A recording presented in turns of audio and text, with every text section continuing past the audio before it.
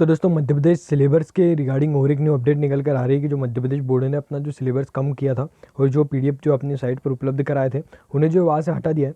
और भाई उन्होंने मेंशन कर दिया है कि भाई जो हमारा जो सिलेबस है उसमें कुछ दिक्कतें हैं, इसके कारण जो है हम उसमें और कुछ चेंजेस करेंगे।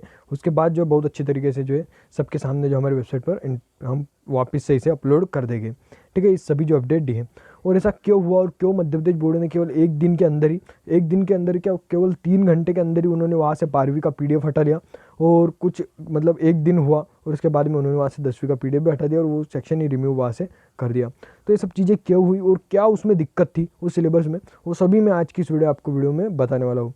ठीक है, तो चलिए सबसे पहले तो मैं आपको दिखा देता हूँ।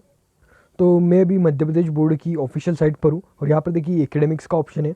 और यहाँ पर जो हमें यहाँ पर जो फर्स्ट एकेडमिक दिखा रहा है ये कुछ और ही दिखा रहा है।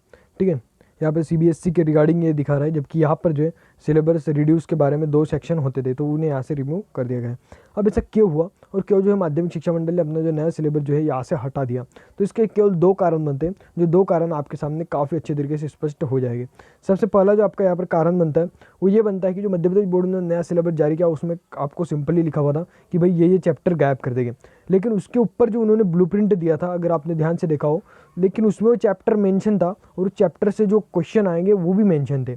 जबकि अगर कोई भी बोर्ड सिलेबस कम करता है, जैसे समझ के चलिए यूपी बोर्ड ने अपना सिलेबस कम किया, तो वो अपना नया ब्लूप्रिंट निकालेगा जिसमें वो चैप्टर ही नहीं रहेगा जो उसने कम किया है।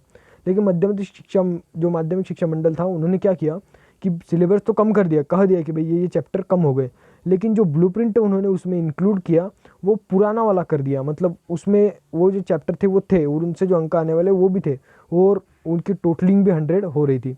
ठीक है, तो अभी आगे जो आपका जो सिलेबस जो कट होकर आएगा उसमें ज़्यादा चेंजेस नहीं होंगे। आपका जो सिलेबस जो कट होना है वो रहेगा, बस आपका ब्लूप्रिंट बदल कर आ जाएगा। मतलब जो चैप्टर जैसे आपके समझ के चलिए अंग्रेजी में आपके फर्स्ट चैप्टर और थर्ड चैप्टर रिमूव हुआ है। ठीक है, तो यहाँ पर जो आपका वो जो ब्लूप्रिंट रहेगा उसमें खास तरीके से मेंशन किया जाएगा कि भाई ये चैप्टर नहीं है। जैसे आपके सोशल साइंस में आपका समझ के चलिए 8वां चैप्टर जो है उसको रिमूव कर दिया। ठीक है, तो आपका जो ब्लूप्रिंट आएगा उसमें 8वां चैप्टर रहेगा ही नहीं, जो आपका 9वां चैप्टर रहेगा वो 8वें चैप्टर के अंक 9वें चैप्टर में जो है डाल दिए जाएंगे, इंक्लूड कर दिए जाएंगे। इस प्रकार से जो आपका ब्लूप्रिंट बनकर आएगा। ठीक है, और वही सिस्टम 12वीं पे लागू होगा। ठीक है, तो इन्होंने काफ़ी सोचा और उसके बाद में जो है उन्हें ये पता चला कि यार ये तो काफ़ी हद तक गलत चीज़ है। ठीक है, और इसके बाद में जो उसे अच्छे तरीके से देखा जाएगा, परखा जाएगा, उसके बाद में जो है उसे जो है लागू कर दिया जाएगा।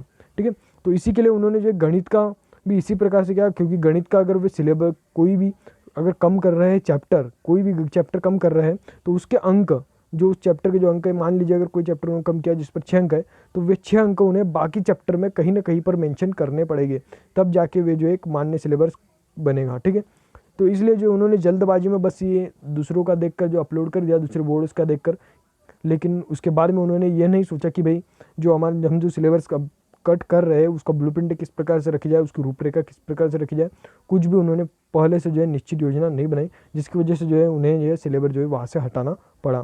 ठीक है, अभी कुछ ही दिनों के भीतर, क्योंकि अभी तो हमें अपडेट मिल चुकी है, और कुछ ही दिनों के भीतर जो है यहाँ पर वापस भी जो सेक्शन आ जाएगा जहाँ पर आपका 10वीं और 12वीं के जो है न्यू सिलेबस के रिगार्डिंग अपडेट आ जाएगी। ठीक है, तो आप चिंता मत कीजिए। ठीक है, सिलेबस आपका वही रहेगा, चैप्टर वही कट हुए रहेंगे, बस वे जो है अपने ब्लूप्रिंट में चेंजेस कर देंगे और वहाँ पर जो है वो जो चैप्टर उन्होंने कट किए वो भी ब्लूप्रिंट से हटा देंगे और आपके सामने एक न्यू और फ्रेश ब्लूप्रिंट रहेगा हर सब्जेक्ट के, जिसमें आपके वो चैप्टर इंक्लूड नहीं रहेंगे और जो आपके बाकी चैप्टर है उस चैप्टर के अंक जो हटाए गए हैं उन्हें जो चैप्टर नहीं हटाए गए उनमें जोड़ दिए जाएंगे और आपके सामने एक नया फ्रेश ब्लूप्रिंट होगा जिससे आपको पढ़ने में भी कोई भी दिक्कत नहीं होगी।